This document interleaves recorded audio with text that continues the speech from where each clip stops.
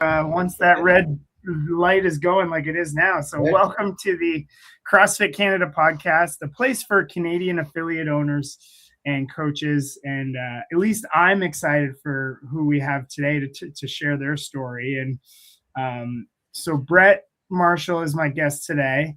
And Brett, usually we do question of the day for the guests, but I thought a fun game instead to play for you would be two truths and a lie, one of those icebreakers. And I've already thought of them, and you get to tell everyone what the lie is. So if we're doing two truths and a lie, my guest today, second place at the CrossFit Games once upon a time, inventor of the butterfly pull-up, and beat Dave Castro in a game of strip poker. So one of those, or maybe all three are truths.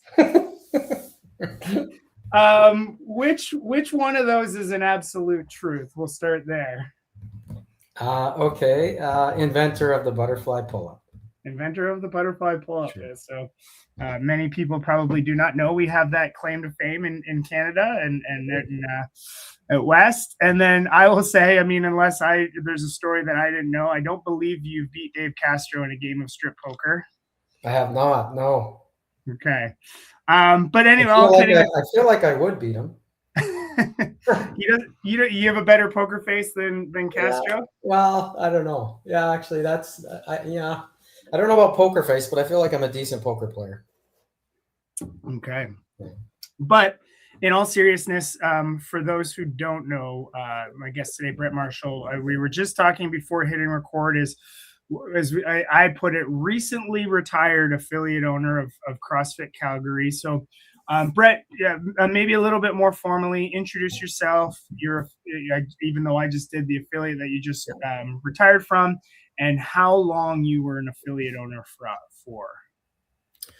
Yeah. Okay. So Brett Marshall, and I started my affiliate. It's actually a story that's probably good to tell because people wouldn't remember or even realize this. So I got introduced to CrossFit through my training partner, James Fitzgerald, and through a friend of his, we got introduced to CrossFit. So what ended up happening at that time, and I'm terrible. You asked me how long I've been an affiliate and when it started. I'm terrible with years, but I'm going to say it was prior to the 07 games, obviously. So we're talking like 06, maybe late 05. But we went to what was CrossFit Calgary. So I didn't own it. Okay. There was another gentleman in Calgary who'd started it out of a gymnastics facility, and he was running it literally in the loading bay, kind of at the back, because that's where they were just putting extra equipment, and it was unused space. So his name was Brad. I went to Brad's gym, CrossFit Calgary, and did my first CrossFit workout. and like the story goes for so many, I was like, wow, this is a potent type of programming. I was immediately intrigued and interested.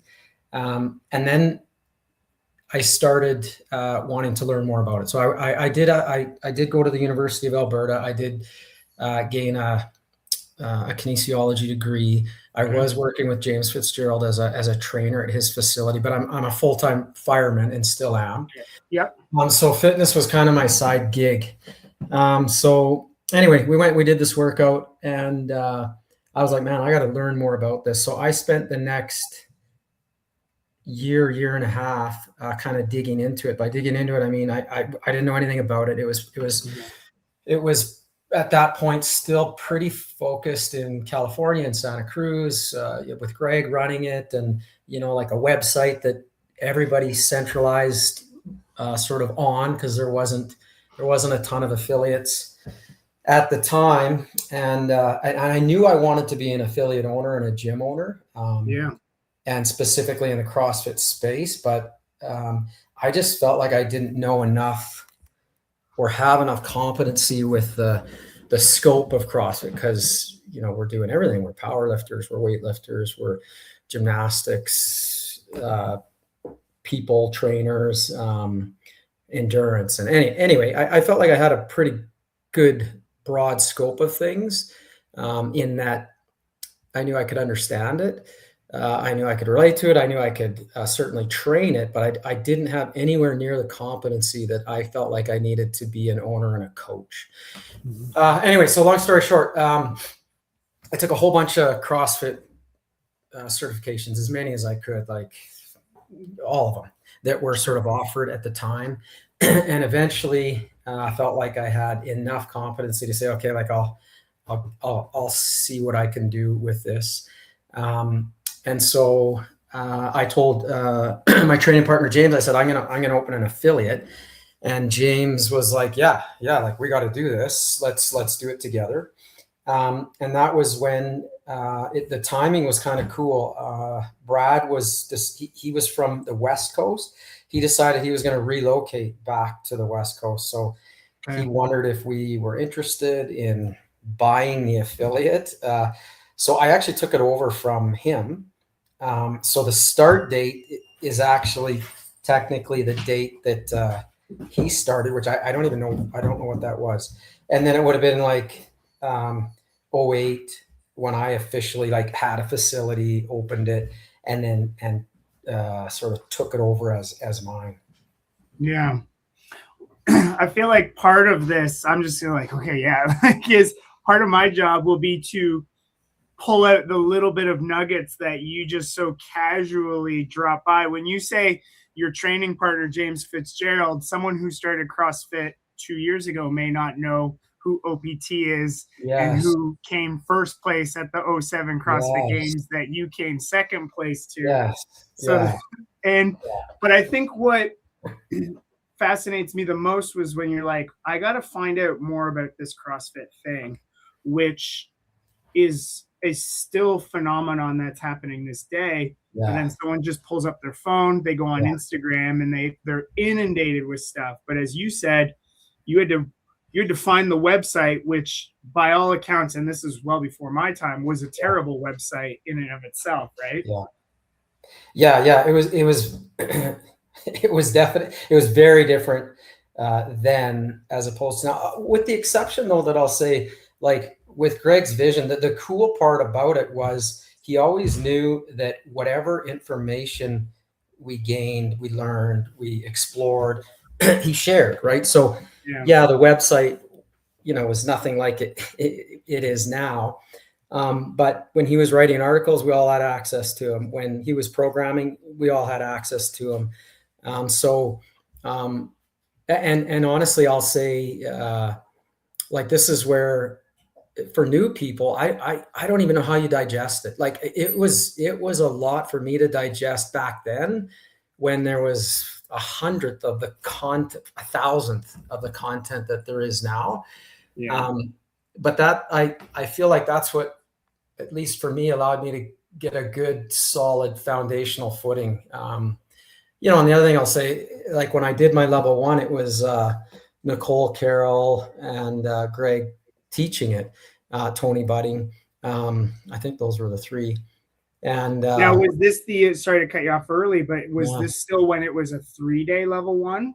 No, it was 2-day. Yeah. Okay. So weekend. Yeah. Weekend seminar. But and not unlike today, I still think everybody should do a level 1, like everybody on the planet. I don't care if you like fitness, don't like fitness. I just think it's a good, if you want to sort of live a long and healthy life, it's just a good life. I call it a life course, really.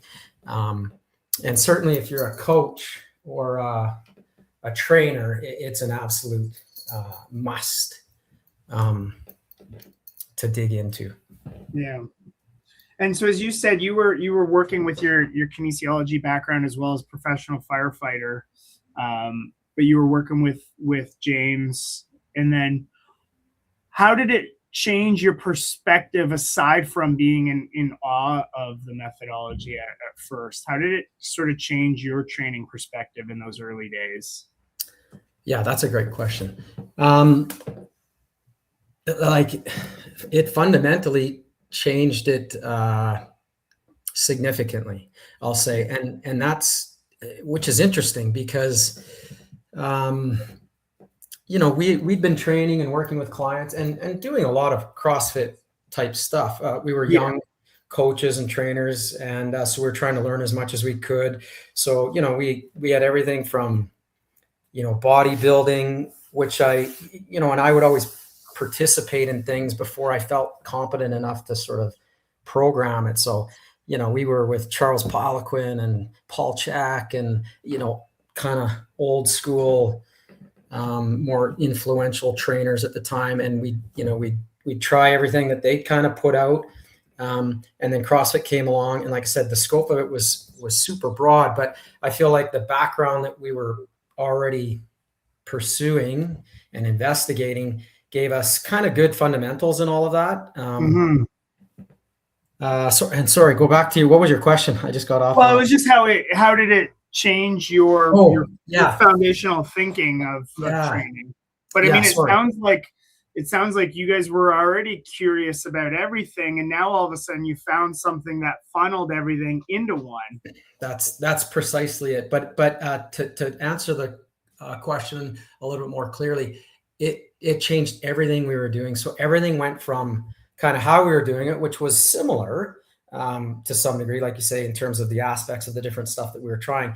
But then it was like, man, we can actually combine all of this effectively as a program. And my mindset kind of went from the benefits, and this is where it's kind of cool, because me and James ended up, I think, on different pages when it comes to this.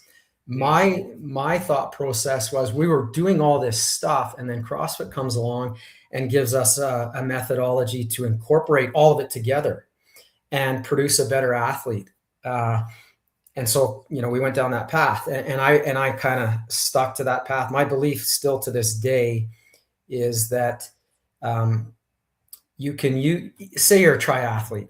I still take people through basically CrossFit, and you can make adjustments, and I'm going to say like micro adjustments, not macro, smaller adjustments to allow them to become a better triathlete. And I think over time, and James would have to answer this for himself, but I think over time he saw the benefit of CrossFit, but then he likes to optimize things. So his brain went more towards how can I take this CrossFit program and then alter it for an individual so that I can make them the best CrossFitter that they could be, and or just incorporate bits of it into Ironman training or bodybuilding or whatever it is, and make each individual athlete the best that they could be, incorporating CrossFit, where I was kind of the flip. I was sort of like, I'm not incorporating CrossFit. I'll incorporate your the need analysis of your sport within the domain of CrossFit. And so I and that was where eventually, James decided to move down south and set up OPEC. So he was OPT. Right. That was in Calgary. And when he left, his younger brother took that over. So that's still a gym here in Calgary. But again, kind of more towards the individual aspect of programming. And then I stuck with I just loved, part of it for me was I liked the camaraderie of group training. And my argument, again, still to this day is there's definitely the athletes that will choose to pursue a sport and can push themselves alone in a basement or in their garage or wherever, and are very successful at that. And I know I can do that, but I didn't enjoy it as much anymore. So I was like, man, I like to be around people that push me, and I like to explore kind of what I can learn from the benefit of a class. And I never left that. So literally once I started that, when I was younger and quote unquote a little bit more competitive, I certainly had extra sessions where I was by myself or with James or with other individuals and not in a class setting, but it kind of took over my whole programming regime and commitment. And to this day, I just got back from class. So I've always done affiliate classes and program, and I get way more satisfaction out of that for me. Well, and even I know it was like you had the opportunity to go right to like CrossFit Calgary and then eventually take that over. But for some folks who got started in that era that you did, what I hear from them is like they would have to meet up in a park or meet up in a parking lot. And so there was that inherent, like, yeah, we're all potentially doing it solo in a Globo gym if that's where they discover main site programming, but they were still seeking out each other to come together to like, hey, let's do this thing together. Yeah. Yeah, totally. And same thing with like on the competitive side, like that's really what the CrossFit Games were at first. Like in 2007, like I don't, despite our, you know, success, and I'm not trying to undermine it, but it wasn't a competition in the sport of CrossFit like it is today. It was literally just, hey, anybody who's doing this, let's festival, right? Yeah, let's meet up and do some workouts and see how we all fare, and then talk, and, you know, basically have some beers after. Yeah.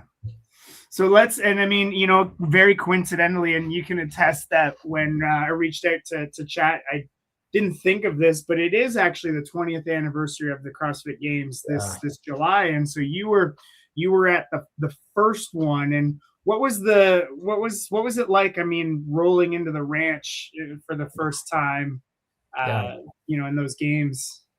Yeah, like well, I mean, it was just cool. It was, you know, ranch, I guess maybe was the ranch at the time, or was it just, this is, I guess, where we're going to do it? No, it kind of already, like right out of the chute, I would say held that power, potency, mystique, because it was like, it was fucking cool. Like you were literally on it, you know, on Dave Castro's ranch. I'm talking senior, and you know, you're in a shed, and they made us run up that fucking hill, you know, that it has been used, you know, a number of times, even when they, you know, pulled the athletes back there, and I don't know what Castro has planned for this year, but there's a ton of nostalgia there, obviously, and history. And it was for me, it held all of that from like day one. I'm like, this is epic shit.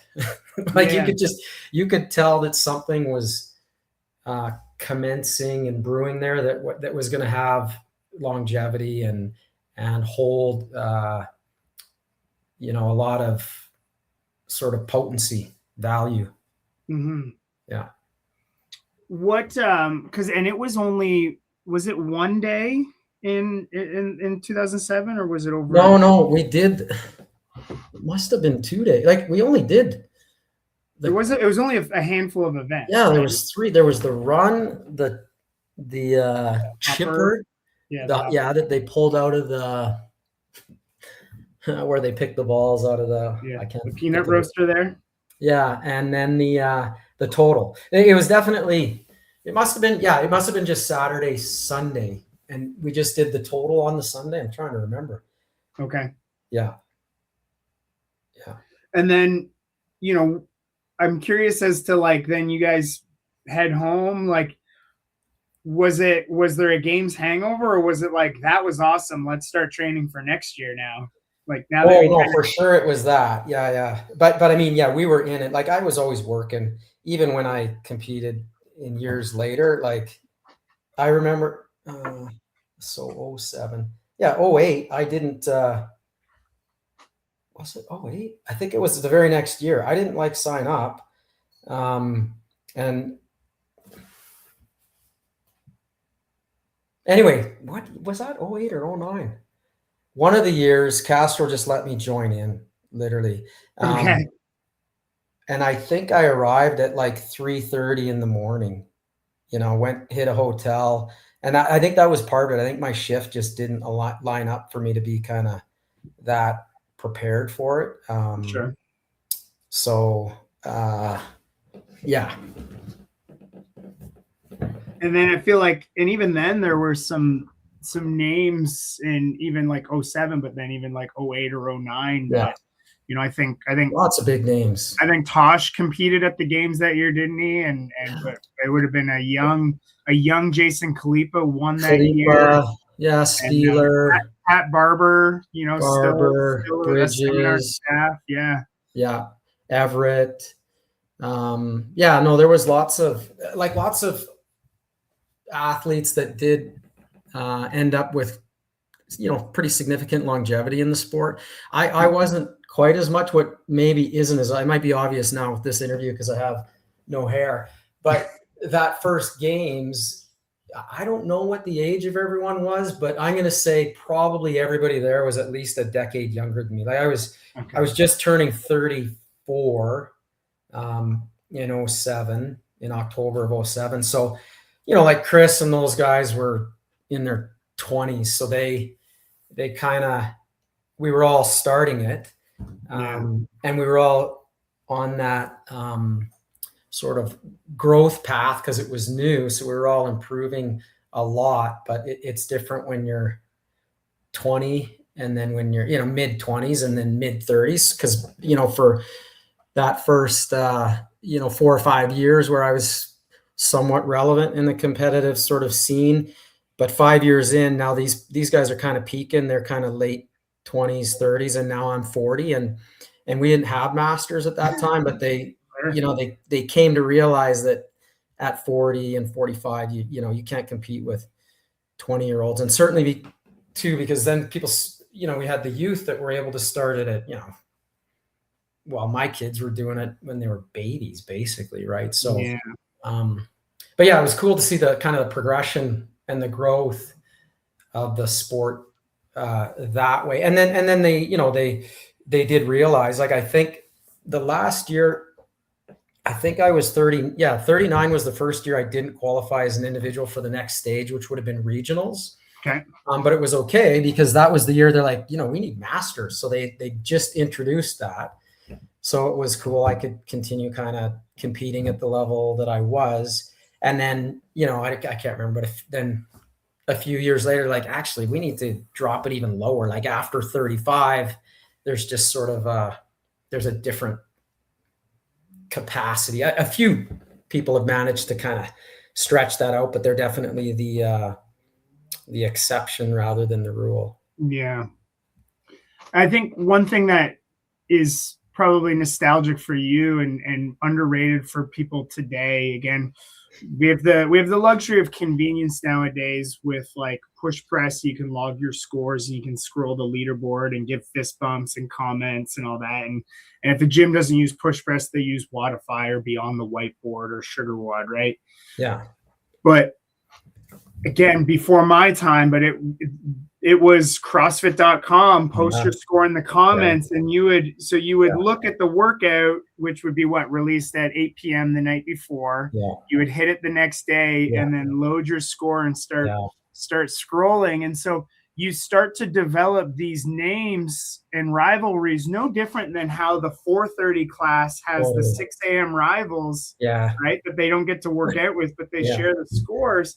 Yeah. And then you got to start to see these people in person when you go to those early games. What was that kind of like? Because I feel like that will never exist again in CrossFit. Like that. Yeah. Yeah, for sure. Because you can see everybody all the time. They're they post all the workouts and all the training, and so we didn't. Yeah, you had no idea, and honestly, you didn't even know if people were legit. Like there was.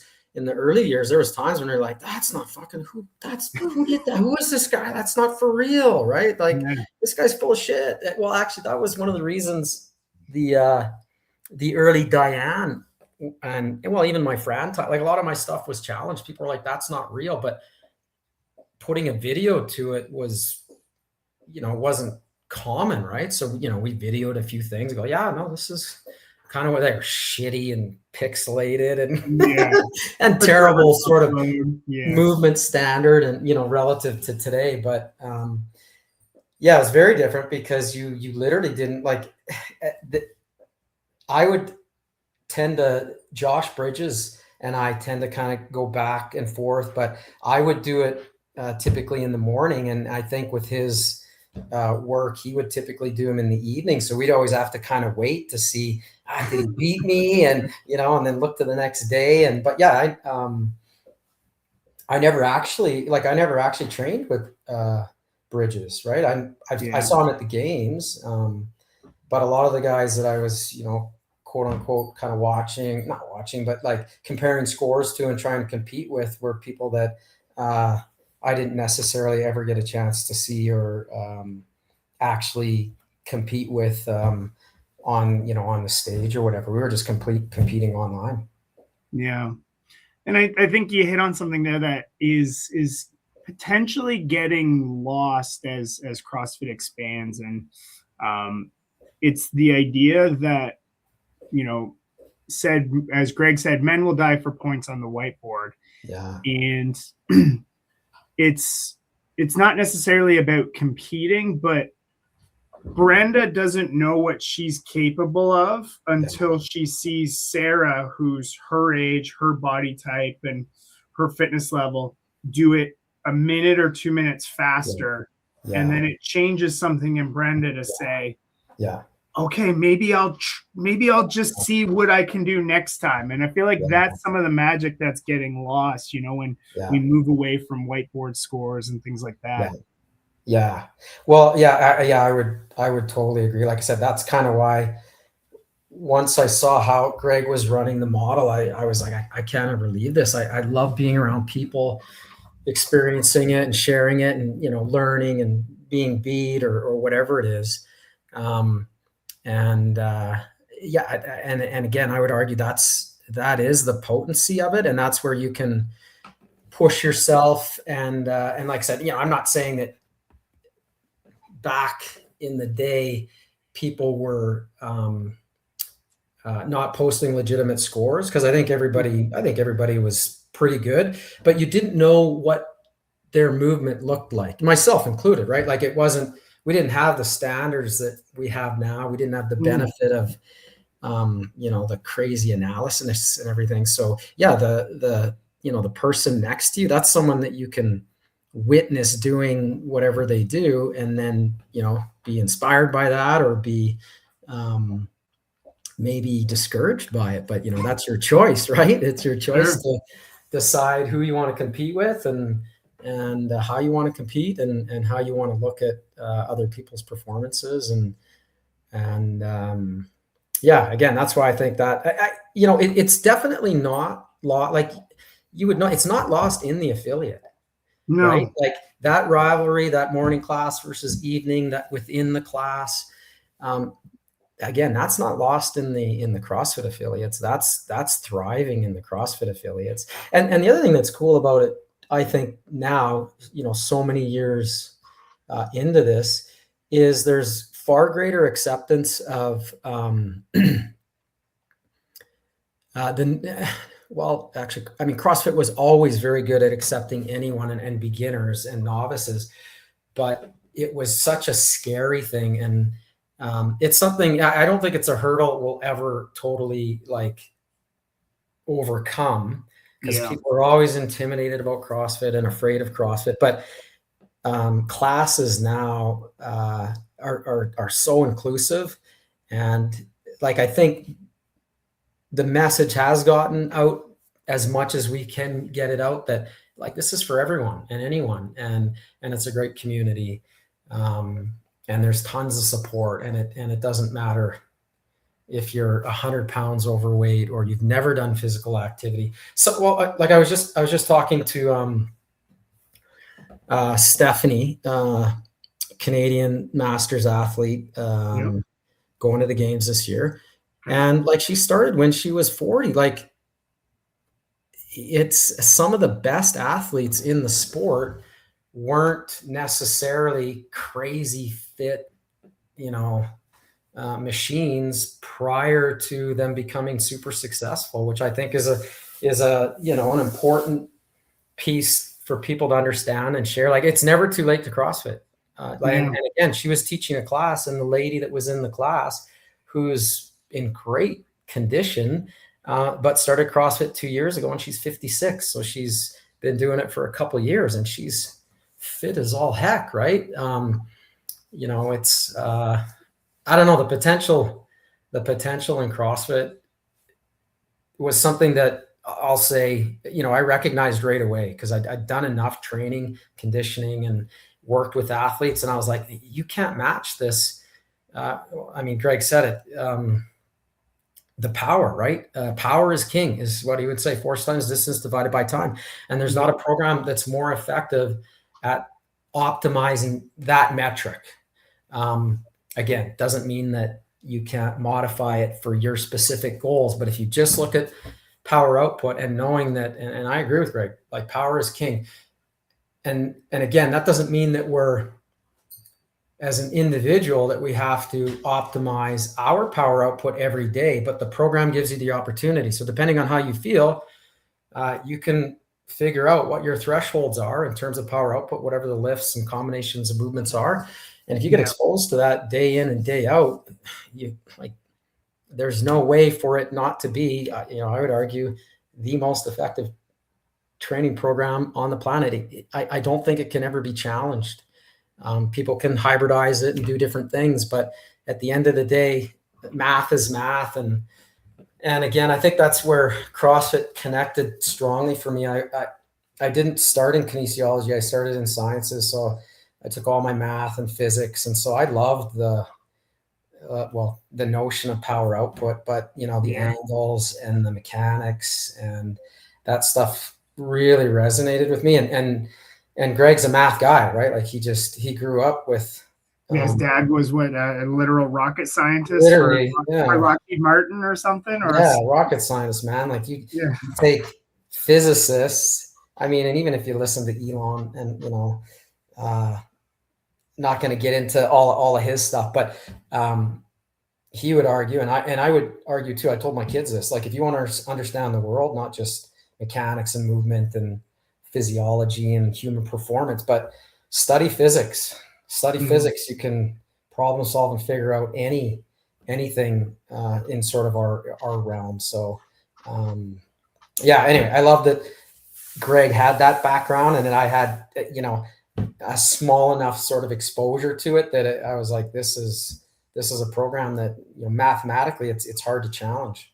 Well, and it gave you something to connect to. And one thing, Greg's brilliance is to say something that no one will understand and then say it a second way that everyone understands. And he always said about intensity, right, is take whatever you want in life, write it on a sheet of paper, put it somewhere, put it on your bookshelf, revisit it in 6 months, and whatever you want to be better at, intensity, and as you're saying, power, is what's going to get you there and get you there faster.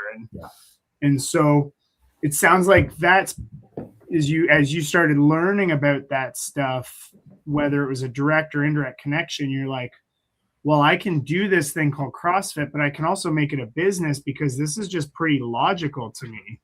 Yeah. And now you have this tool that you can start to help people with. Totally. Yeah. I mean, it was pretty hard to not want to take it to that level or step. And that's why so many people do. The only thing I'll say is, because I started out so old school, like thank God there's people like you that invite these kinds of conversations, but I was in a bit of a silo. Like I had my foundation set. I learned, as much as I could from Greg and the early sort of staff, people that I believed in, heavily. And then I kind of just went and did it. And I didn't really, I was poor at staying connected outside of my box.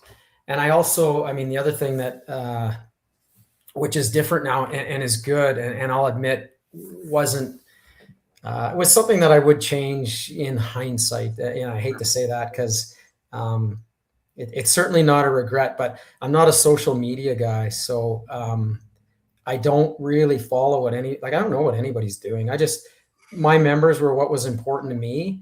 I felt like I had enough of a foundation, understanding, and experience to guide them through it as successfully as I was going to be able to do.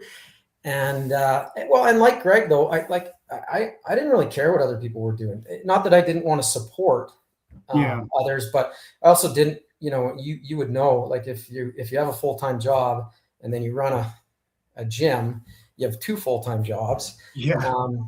And like I said, when I started competing, that was when my first Keen was born in 2007, and then my daughter in 2009. So I kind of, they working a couple jobs and then having kids that I wanted to be a big part of raising. That was what took most of my energy. And I only stayed in touch enough to kind of know what was going on. But sorry. And then back, I guess, to my original point is, and I don't have social media. Like CrossFit Calgary had an Instagram, Facebook, I guess, and all that sort of stuff. And I was part of the conversations of sort of what went on it content wise, but I didn't manage it. Thank God my wife did. And honestly, I didn't even pay attention to it. Like, and that's a tool that, like, kind of like you were saying, like with push press and like the softwares and all of the social media sort of interaction. I think that that's a big piece of the business now, and a big piece of sort of staying connected and keeping things, or keeping people kind of abreast of sort of what CrossFit is and stuff like that. But I was sold from like day one, so none of that mattered to me. But I think that's what's interesting is, like, one of the things that, like, so with all those things, and I agree, like, because of the way, like, truly just any product life cycle goes, is you have to change how you approach them. And so before, it was the early adopters and referrals and whatnot and things like that. But is sometimes now, with the amount of technology that's available to affiliate owners, they can become a little too fixated on the people that aren't in their gym. Right. Whether they're talking about, trying to nurture a lead through some version of a drip campaign, or this member is at risk, so let's start the at-risk workflow. But I was talking to Craig Howard, and he's like, we have a saying at Diablo is, we'll care about you when you're in the gym, but we don't care if you don't come to the gym, type deal. And so, yeah. But in a way, like, as I'm hearing, you didn't have those distractions, which just meant all you did was coach the people that were in front of you every single day. Yeah. And that's what kept them coming back. And really, like, that part of CrossFit hasn't changed. I just think some people have gotten distracted from it. Yeah. Yeah. And I guess I don't think I articulated this that well, because I was so extreme on the one end, though. Yeah. And I agree with you. I think you can be extreme the other way, and then you're focused on the things that are inside your box. But I think there's a balance there, because one of the things that, honestly, I'll say it bothered me, and it's just the way I approach things versus maybe a lot of other people. But because I never advertised, things were only word of mouth. I don't think we reached the potential that we could or should have. And, sure. and I refused to kind of change how I did it. I was just stubborn, and I didn't want to learn or use advertising, and I have no interest in it. I was like, the product should sell itself, and if it doesn't, then I'm failing in some way, and I'll look at it from that sort of standpoint. But what I didn't realize is, a lot of people, convenience was a big, like, so there would be people in Calgary that I might bump into, and they'd be like, "Oh, you have a CrossFit box?" And I'm like, and they're CrossFitters, right? And I'm like, yeah, how the fuck do you not know that there's a gym called CrossFit Calgary? Like, in my head, if I'm going to do CrossFit, I'm going to do a little bit of homework, right? I can probably type it into Google, and okay, there's 10 boxes, 20 boxes. Okay, I'll do a little bit of preliminary research. I'll kind of find out who the people that run in the show is. Do they have any experience? Do they have maybe education or anything like? But what I found, because that's kind of how I did it. Like, one of the first things I did when I did the level 1, and I'm like, okay, obviously I think I can move well enough, but I'm not a weightlifter. I don't have the technical proficiency as an Olympic weightlifter, and I certainly don't have the coaching experience. So I went and trained with the only guy I could find in Calgary at the time. Again, we're going back 20 years. Yeah. this old Russian dude who ran like a weightlifting program in the basement of SATE. And I committed myself to going to that program until I felt like I had the competence. And it was a freaking pain in the ass. Like I had to pay for parking.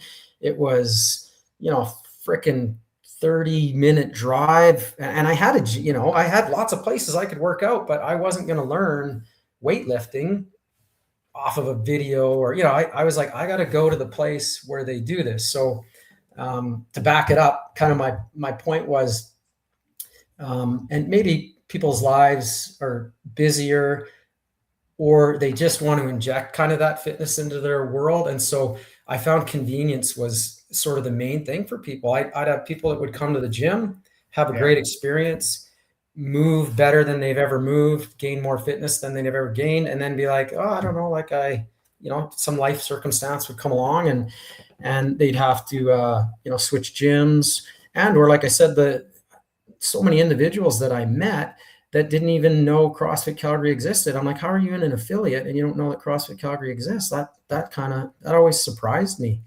So anyway, my point to that is I think that but I never tried to I never ran an ad in 20 years. I never paid anyone to promote my product. So I think there is a balance there of figuring out how to use the technology, certainly paying attention to your base and your members and making sure that they're looked after. That's got to be number one. Because at the end of the day, we were always successful. So, 20 years in business and having it be a success, I think is relatively unusual in the grand scheme of things. So it's not like it didn't work. Exactly. As it worked for all the reasons you're saying, in the sense you just stayed focused, you didn't get distracted, you just went to work, so to speak, when you needed to, and went from there. And I think it's key, like it's part and parcel to your passion for the thing and the ability to recruit others to it. But also I think, as you said, like balance, the flip side is, well, there's a lot of tools to help us promote our businesses. And if this thing called CrossFit is as cool as we all think it is, and as powerful as you and I both know it is, well, we would be remiss not to try to leverage those tools as well as a means of spreading the gospel rather than trying to save our businesses. Yes. Yeah. Like I think I underserved a little bit because I was unwilling to kind of put energy out there to kind of promote. Sure. Yeah.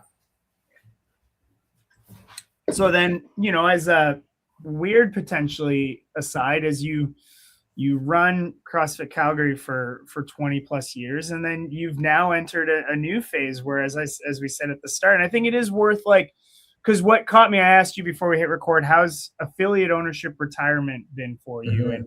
Mm-hmm. And you were surprised at how positive it was. I think potentially some folks might be interested to hear that, to know that, hey, you can put everything you want into it, but then you can enjoy a little bit of a CrossFit ownership retirement. But if I heard correctly, you did a CrossFit class today. Like, you're still doing it, right? Oh yeah. I'm just I'm at Barracks now.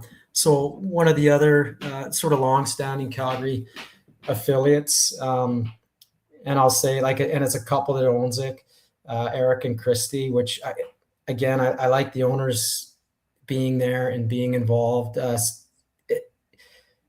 From the time that I started, I'm going to say, this is not, don't fact check me, but basically everybody that owned an affiliate, the owner ran the affiliate, in those early days. Right. But now you have people that will purchase affiliates and kind of manage or run them. There's already a staff there, trainers there. There's lots of coaches and trainers that you can hire.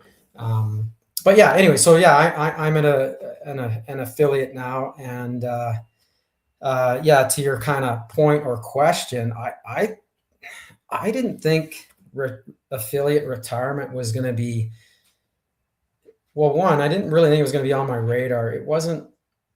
I retired from the fire department in, just under 3 years, 2.5 years. So certainly as conversation kind of came up, I had no intention of not owning the gym until I ran out my retirement. But for me, I owned the real estate. And so it was more, I was having conversations about kind of economics and politics. Like, I had to look at what was going to be the right time in terms of dealing with the real estate asset. And, I was concerned with the government at the time and unemployment and tariffs and all sorts of things. And I'd been through COVID where, it was illegal to work out. And if you got to make $15,000 or $20,000 a month payments, and your gym's closed, and then say, for me, it was okay because my backbone was the real estate. But if I had to unload the real estate, which I had to pursue some of those questions in 2020, as it spilled into 2021 and so on, you don't want to sell an asset at a desperate time, right? So then it was like, man, I didn't want to be in a position where I was going to kind of lose that piece of the investment. And so opened up some questions, and then it just turned out that there was way more people interested in the asset, the real estate, than sort of I thought, and they didn't want to wait 2 or 3 years. Obviously, they're businesses that wanted to run it for their sort of means. And anyway, so the sale came up, and it wasn't something that I was planning. And again, I was kind of like, I was fighting it, right? It was my life and my passion, and I need a place to work out was kind of my thought, right? Like, what am I going to do if I don't have a gym that I can go to every day? But sale went through, and the beautiful thing about CrossFit, and you and I, will continue to say this, is they're everywhere now, thank God, like international, worldwide. You can go anywhere and find a CrossFit, and the communities are all awesome, right? Like, all I did was move from my community, which was awesome. And of course, you think it's better than any community, but I moved to another community and it's just as awesome. And the other fun part is, most of my members moved with me. So it's almost like my old home and a new home. And then I don't have to manage anything. And I say that now, intentionally. It was never work to run a CrossFit gym for me. Like, I loved every day. I said, I'll do it till I die. Never a day of work. But when you don't have to do that work anymore, you realize, holy shit, that was a lot of work. and that's some of the stuff that I've been sharing with, some of the older affiliates, is I had no idea the amount that you take on, because you really do get invested in your people and their families and their kids, and doing everything you can to look out for them.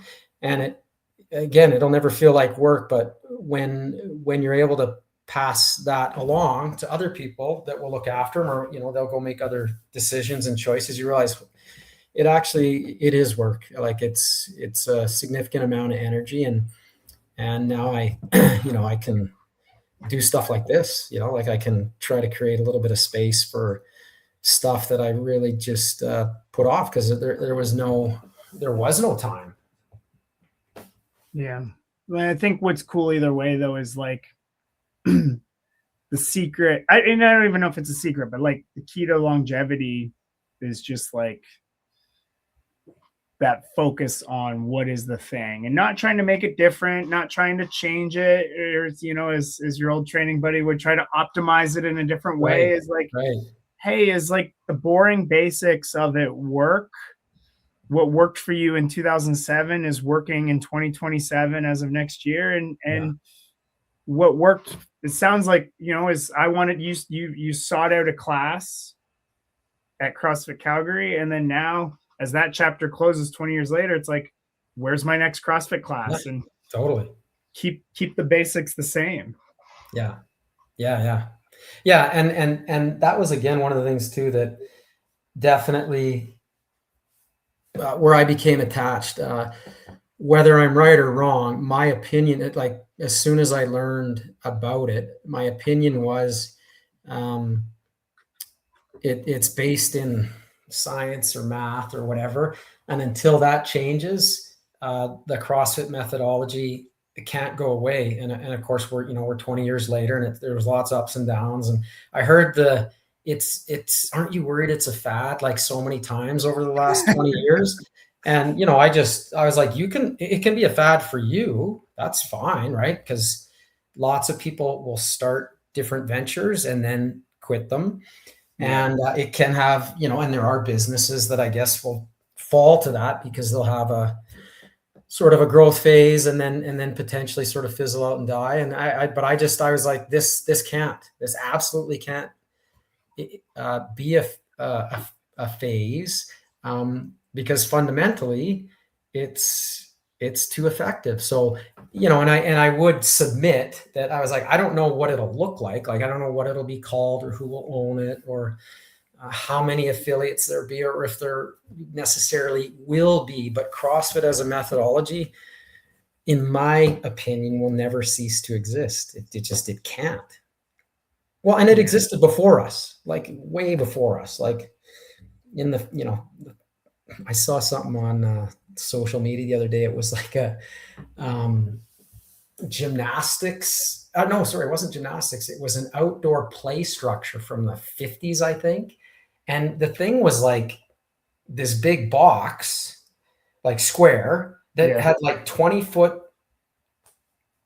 not walls, like a 20-foot. It looked like they were, well, at least 15 feet, like very CrossFit-esque row type structure, like with ladders. Oh yeah, like a ladder, like ropes. And there was a kid sitting at the top. Like it literally looked like it was 20 feet tall. The parents around. I'm like, people would freak out now. And it's not like there was, rubberized landing. It was dirt, I assume, right? And these structures were all like metal and wood, and it would have been, anyway. My point to that is, I think kind of CrossFit's always existed. And then Greg just had this brilliance, or just came to the conclusion that there's a way to not formalize it, but define it. I mean, and that's what he said. Initially he was like, we have to define fitness. Like, we're all doing this stuff and we don't really have any agreement on what it is that we're doing or what it is that we're trying to accomplish. And he was thankfully had the foresight to go, we need to define what it is that we're doing. And that's the thing. And then here it is 25 years later, this thing called force times distance over time is still going strong. And on that note, 3, 2, 1, time.